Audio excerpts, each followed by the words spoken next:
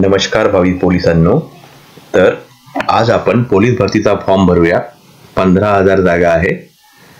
तर तुमची निवड झाली पाहिजे आणि तुम्ही पासिंग आउट परेडला गेला पाहिजे तुमच्या आई वडिलांना घेऊन. हीच माझी इच्छा आहे. तर चालू करूया.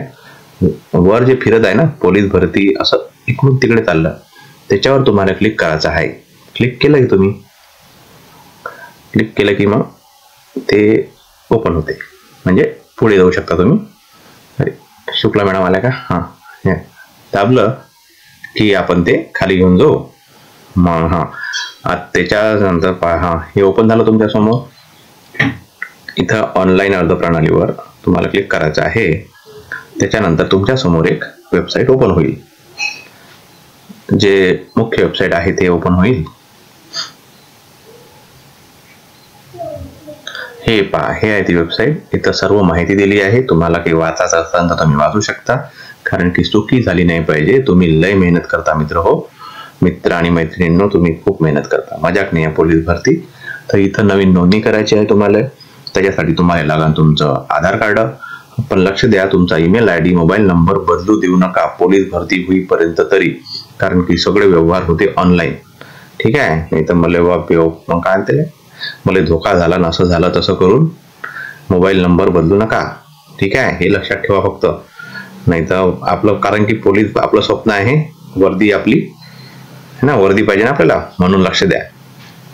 फॉर्म भरताना बिलकुल ही माहिती भेटन. इथे तुमचा युजर नेम टाका, म्हणजे ईमेल आयडी टाकायचा, पासवर्ड टाकायचा, जो तुम्हाला लक्षात राहील असा.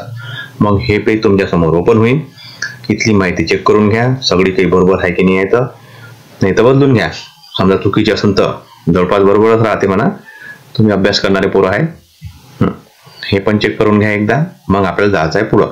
इथं तुमचं नाव इंग्रजीमध्ये आणि देवनागरीमध्ये टाकायचं आहे. समजा तुम्ही मोबाईलवर फॉर्म भरत असाल तर गुगल क्रोमवर जाऊन डेस्कटॉप मोडवर तुम्ही भरू शकता.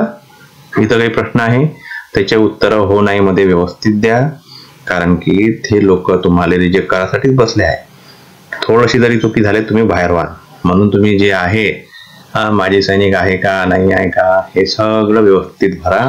प्रकल्पग्रस्त कोणी असते कोणी नसते, आपल्याला माहित असते आपण काय आहे.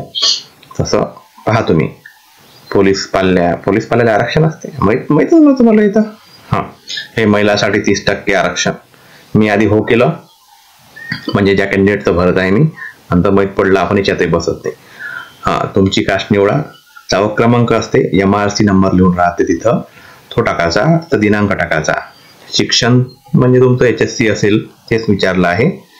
आणि ते जे आहे ना बोर्ड सर्टिफिकेट, त्याच्यावर तुमचा क्रमांक राहते, तो टाकायचा. खाली तुमची जन्मतारीख टाकायची आणि पुढील पृष्ठ, पुढच्या पानावर तुम्हाला जायचं आहे.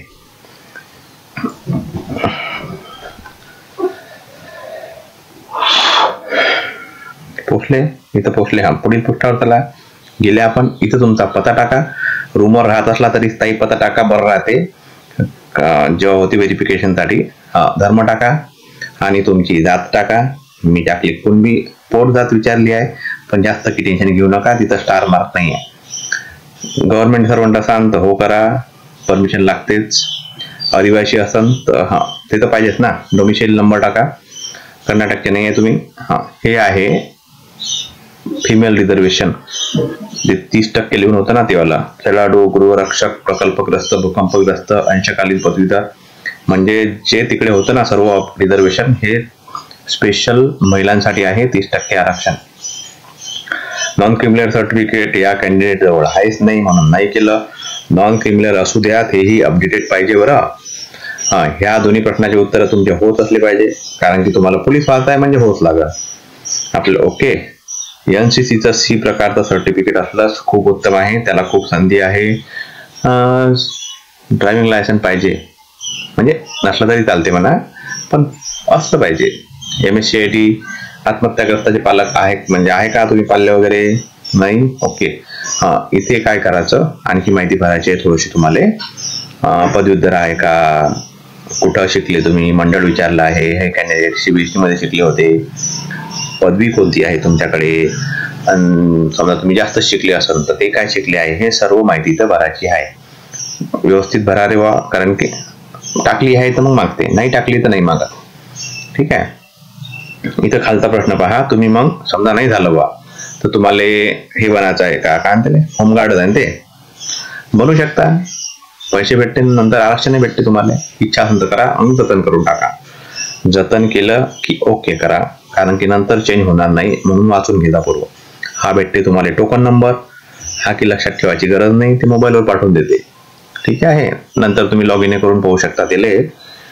ओके केलं की मग इथे तुमचे फोटो. हा एक आपला आधार कार्ड सुंदर फोटो आणि इकडे तुमची माहिती. ठीक आहे. आता तुम्हाला करायचे आहे तुमचं आधार म्हणजे फोटो अपलोड करायचा आहे, सही अपलोड करायची आहे. याच्यासाठी काय करायचं, जास्त त्याला काटछाट करायचं नाही. ऑनलाईन जायचं एखाद्या वेबसाईटवर आणि सरळ सरळ फोटो अपलोड करायचा.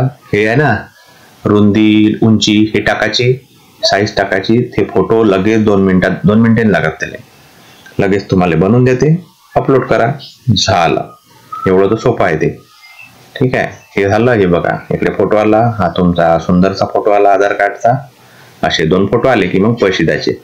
हे सगळ्यात महत्वाचं आहे. पैसे दिले की तुमच्या समोर तुमचा फॉर्म आणि एक तुम्हाला भेटते रशीद. ते रशीद जपून ठेवायची बरं. लागेपर्यंत सगळं काही आपल्याकडे असलं पाहिजे. इथं तुमचं हा टाकायचा, कॅप्चा टाकायचा, सबमिट करायचं आणि इथं पुढं ऑप्शन येते तुम्हाला. हे पहा एवढे सारे ऑप्शन आहे, त्यापैकी कोणतंही घ्या. IMPS घेतलं तर चांगलं होईल. बाकी फालतूचे झमेले आहे, हे टाका रे हे टाका रे. आपल्याला कसं QR कोड पाहिला, फोन पे केला, सोपं जाते. म्हणून IMPS घ्यायचं, पे गव्हर्नमेंट ऑफ इंडिया आणि झालं. एवढं तर सोपं आहे. ठीक आहे. याच्यानंतर जे येते तुमचा जो आहे ईमेल ID आणि पासवर्ड तो लक्षात ठेवा, कारण की त्याच्यावर तुम्हाला लॉग इन करायचं आहे आणि भविष्यात तुमच्या कामाचं आहे. सगळ्या गोष्टी लिहून ठेवा आणि तुमच्या मोबाईलमध्ये ड्राईव्हर वगैरे सेव्ह करून ठेवा ह्या सगळ्या प्रकारात. ठीक आहे मित्रांनो, तुम्हाला तुमच्या म्हणजे पोलीस भरतीसाठी खूप खूप खूप खूप शुभेच्छा. ओके. तुम्ही पोलीस लागा, तुमच्या आई वडिलांना घेऊन जा पासिंग आउट परेडला, मला घेऊन जा. मला मेसेजमध्ये कमेंट करता. ठीक आहे. काय म्हणते कमेंटमध्ये मेसेज करता. असं चुकीचं बोललो वाटते मी. इथं स्कॅन QR कोड स्कॅन करायचा आणि करा रे स्कॅन. चला धन्यवाद. पहा तुम्हाला की मदत झाली असेल तर माझ्याकडून